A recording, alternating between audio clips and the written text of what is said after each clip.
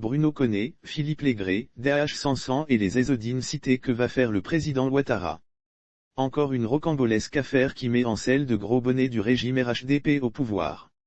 Le journaliste d'investigation Noël Conan, celui-là qui avait fait parler de lui dans l'affaire Pandora Papers, écœuré par les dommages causés à la lagune Ébrié, a décidé d'écrire au président de la République Alassane Ouattara. Objet, dénoncer la grande corruption sur l'acquisition de parcelles issues de cette agression de la lagune et qui compromet l'équilibre environnemental à court et moyen terme. Si après cette lettre pleine de révélations. Lettre ouverte au président de la République, Alassane Ouattara. Monsieur le président de la République, avant tout propos, permettez-moi de sacrifier à la tradition, en vous souhaitant, en ce début d'année, mes vœux les meilleurs. Cela étant fait, je me permets, à travers ces lignes qui suivent, de vous faire part, en tant que citoyen engagé et très amoureux de mon pays, de ce qui se passe actuellement sur la lagune Ébrié. Je me souviens, Monsieur le Président de la République, qu'à l'occasion de votre traditionnel message à la nation, vous avez affiché une sérénité au sujet de l'avenir de la Côte d'Ivoire. Depuis que vous m'avez accordé votre confiance, nous connaissons, ensemble, année après année, des avancées importantes et des progrès indéniables dans notre pays, avez-vous affirmé le 31 décembre 2021. Effectivement, Monsieur le Président de la République, ne pas reconnaître les avancées importantes et les progrès dans notre pays, serait faire preuve de mauvaise foi. Cependant, Monsieur le Président de la République, permettez-moi de vous dire que malgré ces avancées et progrès, le pays va mal. Monsieur le Président de la République, pourquoi le pays va mal selon moi? Monsieur le Président de la République, malgré cette embellie économique et cette croissance économique, les Ivoiriens ont un besoin crucial et urgent. Vos concitoyens que nous sommes, avons besoin de changer de mentalité et de comportement, condition sine qua non, pour parvenir à un vrai développement. Regardez comment nos efforts collectifs pour bâtir une nation riche et prospère sont mis à mal par la mauvaise gouvernance, la corruption et le manque de transparence dans la gestion des affaires publiques. Monsieur le Président de la République, je suis heureux que cette réalité ne vous échappe pas et c'est d'ailleurs une bonne chose.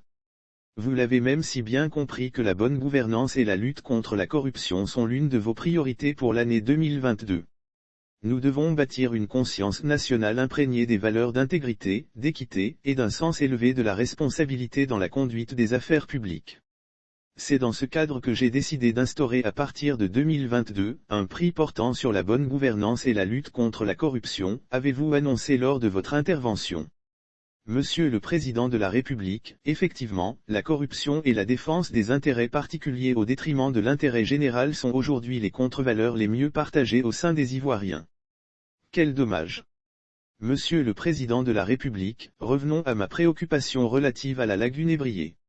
Savez-vous ce qui se passe depuis plusieurs années sur cette lagune?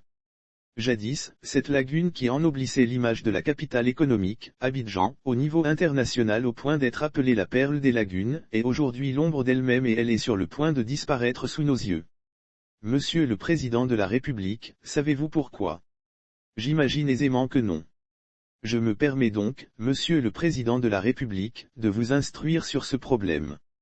Monsieur le Président de la République, selon le décret du 29 septembre 1928 portant réglementation du domaine public et des servitudes d'utilité publique en Côte d'Ivoire modifié par le décret du 7 septembre 1935 et décret numéro 52 à 679 du 3 juin 1952, font partie du domaine public, les lacs, étangs et lagunes dans les limites déterminées par le niveau des plus hautes eaux avant le débordement avec une zone de 25 mètres de large à partir de ces limites sur chaque rive extérieure et sur chacun des bords des îles. Monsieur le Président de la République, à la lecture de ce texte émanant du pouvoir exécutif que vous incarnez présentement, la lagune Ébrié fait partie donc du domaine public. Autrement dit, la lagune appartient à l'État de Côte d'Ivoire.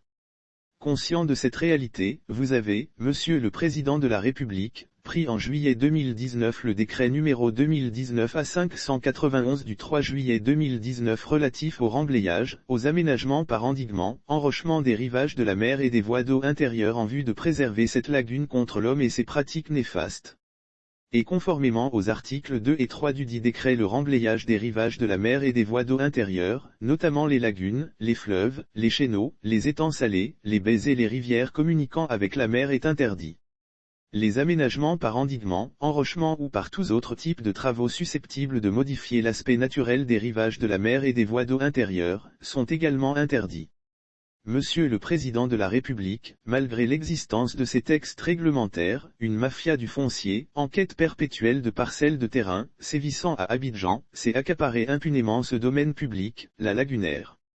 Et celle-ci s'évertue, depuis des années, à faire disparaître progressivement ce généreux cadeau de la nature, en effectuant des remblayages au mépris des textes en vigueur, avec pour seule finalité, l'obtention de terrains destinés à la vente. Monsieur le Président de la République, savez-vous qui sont les membres de cette mafia? Elle est composée d'une famille influente de Libanais vivant en Côte d'Ivoire et qui a fait fortune dans ce pays. Cette famille n'est autre que les Ezzodine, propriétaires du groupe Carré d'Or. Cette famille bénéficie du soutien très actif de votre collaborateur, Monsieur Félix Miezan-Anoblé, ministre de la Promotion des PME, de l'Artisanat et de la Transformation du secteur informel, par ailleurs ex-collaborateur du dit groupe. Outre cette haute autorité, s'ajoutent les dirigeants actuels du port autonome d'Abidjan, PAA, des cadres des impôts, précisément de la conservation de la propriété foncière et des hypothèques et des chefs de communautés villageoises. Monsieur le Président de la République, savez-vous que les dirigeants du port autonome d'Abidjan, s'abritant derrière la fameuse formule, dans le cadre de l'extension de la zone portuaire, ont cédé, de leur propre chef, au village d'Abianyambo dit Petit Bassam, une partie de la baie de Billetterie et de Vridi, sans aucun arrêté de déclassement de l'autorité administrative compétente en la matière. Savez-vous, Monsieur le Président de la République, qu'après du port, le chef de ladite communauté villageoise a sollicité la société Jade Invest, dont les financiers ne sont autres que les Ezzodine, pour effectuer le remblai d'une zone de 32 hectares. Savez-vous Monsieur le Président que les terrains obtenus suite à ce remblai, ont fait l'objet de cessions à des prix vertigineux à des sociétés privées? Et pourtant le décret que vous avez pris en 2019 est assez clair à ce sujet. Nulle opération de remblayage ou d'aménagement des rivages de la mer et des voies d'eau intérieures ne doit être réalisée à des fins économiques, notamment pour les besoins de construction d'opérations immobilières, prévient l'article 8 de ce texte.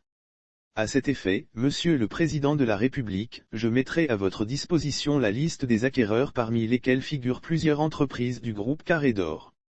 Monsieur le Président de la République, savez-vous également que le bon fonctionnement du barrage flottant de récupération des hydrocarbures de la société ivoirienne de raffinage, SEUR, a été fortement mis à mal par le remblai illégal des berges lagunaires de Vridi? Et pourtant la SEUR, également une société d'État, a obtenu une autorisation d'occupation temporaire spéciale du domaine public du canal d'eau de Vridi avant d'installer son barrage.